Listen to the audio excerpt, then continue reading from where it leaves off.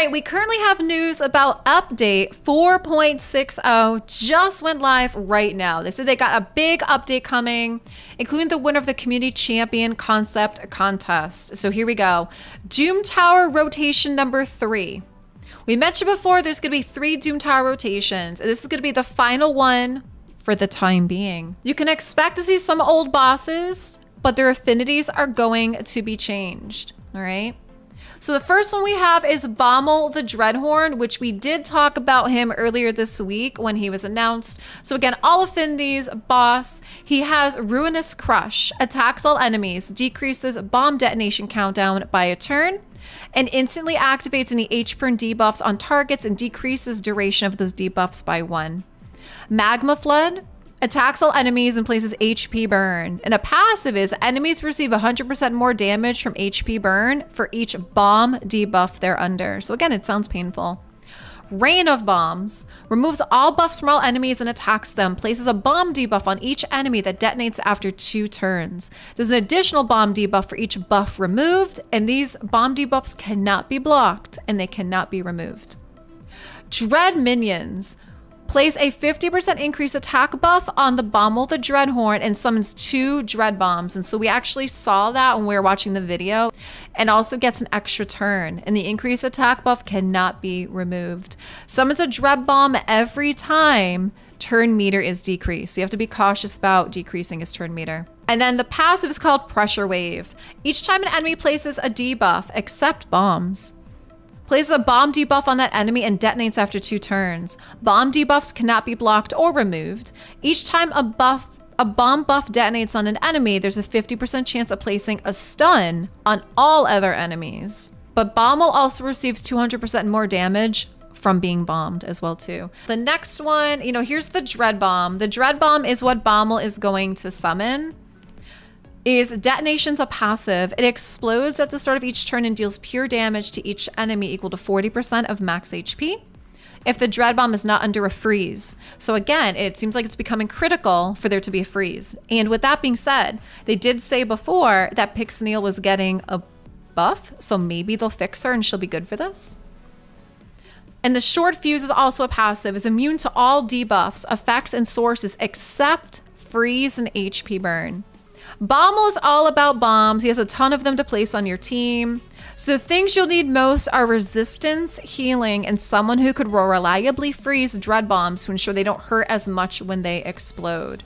And it looks like he's going to give us a Fortitude set. And a Fortitude set is going to be plus 40 resistance, plus 10% attack, and it's a 2-piece set that stacks. Astronyx the Dark Fae. She seems like she's gonna be painful as well. So her A1, Dark Light Beam, attacks all enemies, has a 100% chance of placing a leech. Dark Tendrils, attacks all enemies, steals a buff from each enemy according to the number of magic champions on the team. 1 buff for each magic champ. Steals turn meter from each enemy according to the number of force, so 10% turn meter for each force. Has a 25% chance of placing True Fear, and the chance increases by 25% for each void champ. And heals Astronyx by 10% of max HP for each spirit champ.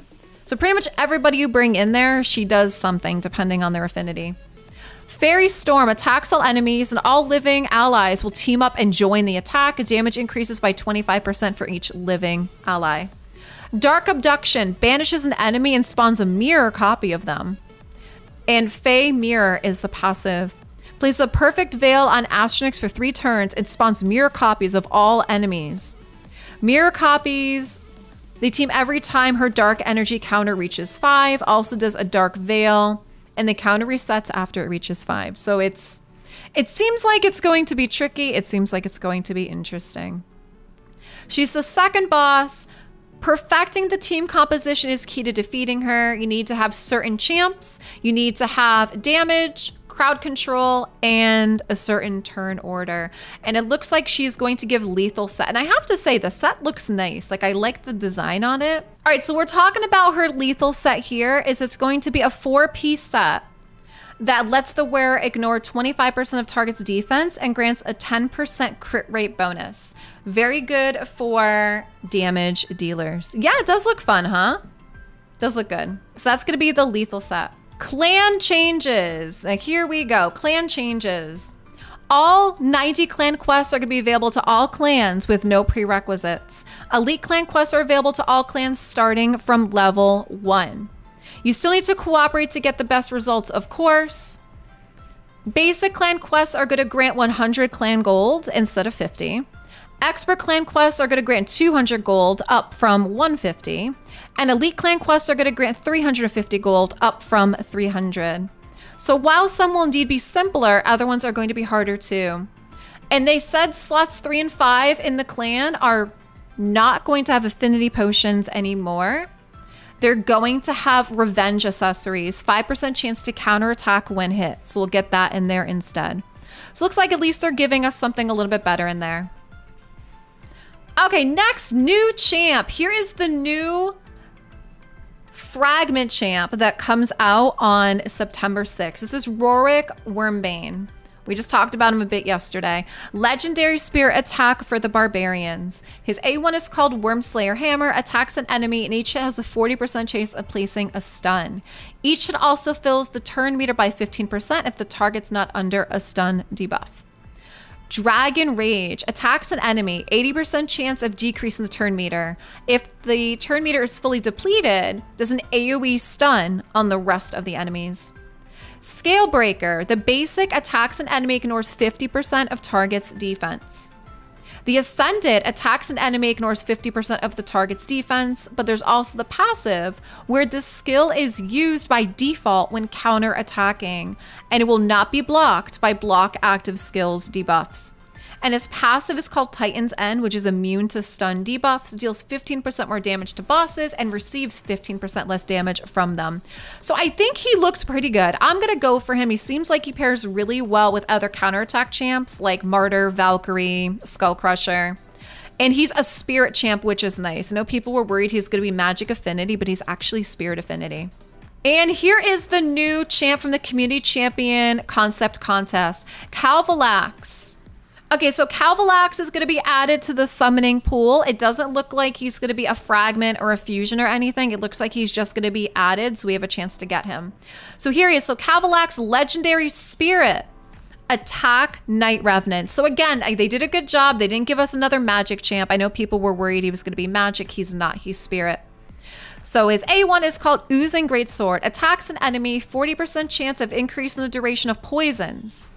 Heals this champion by 2.5% of max HP for each poison on the target. Yeah, there's a lot of poison on this one, guys. A2 is called Corruption Locust. Attacks an enemy and places an extra hit for each poison on the target, up to 3 hits. A3 is called Storm of Vitriol. Attacks all enemies and damage increases according to the number of poison on each target. Yep, they are going to have a making of video about this champ coming in the next weeks. So you guys know when it comes up, we'll watch it. And his passive is called Pestilence. Places 4 poison debuffs on all enemies for 2 turns at the start of each round. Has a 50% chance of placing poison on all enemies for 1 turn at the start of each turn. And whenever an enemy places poison on this champ, instantly removes it and does continuous heal instead. So it seems like he's all about poisons, this guy. And how many books? 1, 2, 3, 4, 5, 6, 7, 8, 9. So 12 books. And it seems like he's all about poison. What do you guys think?